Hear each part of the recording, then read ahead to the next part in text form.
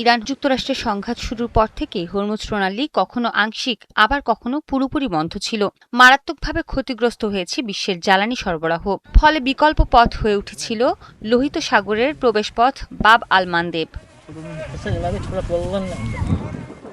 এখন সংকট তৈরি হয়েছে এখানেও। ইরানের নতুন করে মার্কিন হামলার পর এবার বাব আল মানদেবও বন্ধ করে দেওয়ার হুমকি দিয়েছে আইআরজিসি। লোহিত সাগর রুটটি এখন অনেক বেশি গুরুত্বপূর্ণ হয়ে উঠেছে, কারণ এটি আর শুধুমাত্র দীর্ঘদিন ধরে চলে আসা সাধারণ ইউরোপ এশিয়া ট্রানজিট করিডোর নয়, এটি এখন হরমুজ প্রণালীর অন্যতম প্রধান বিকল্প রুট হিসেবেও কাজ করছে।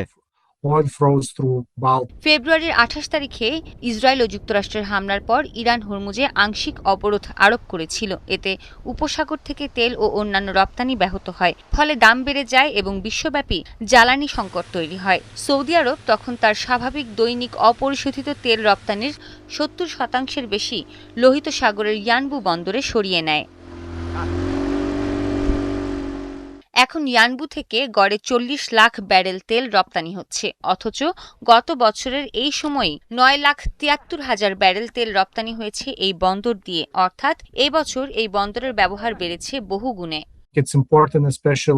চলতি বছরের প্রথম ৩ মাসে বাব আল মানদেব দিয়ে তেলের প্রবাহ বেড়ে দৈনিক প্রায় ৫৪ লাখ ব্যারেলে পৌঁছেছে, কারণ হরমুজ বন্ধ থাকার কারণে উৎপাদক ও ব্যবসায়ীরা বিকল্প রুট খুঁজছিলেন।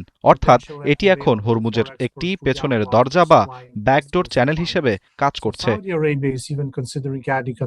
কেপলার ও সিগন্যাল ওশানের তথ্য অনুসারে জুন মাসে বাব আল মানদেব দিয়ে ৭৪ লাখ ব্যারেল পেট্রোলিয়াম পণ্য পারাপার হয়েছে।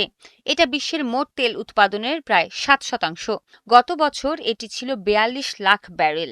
এই রুটটি বর্তমানে জ্বালানি বাজারের জন্য লাইফলাইন হয়ে উঠেছে, আর তাই লোহিত সাগর উপকূলে আরও বড় ক্রুড অয়েল পাইপলাইন সম্প্রসারণের কথা বিবেচনা করছে সৌদি আরব।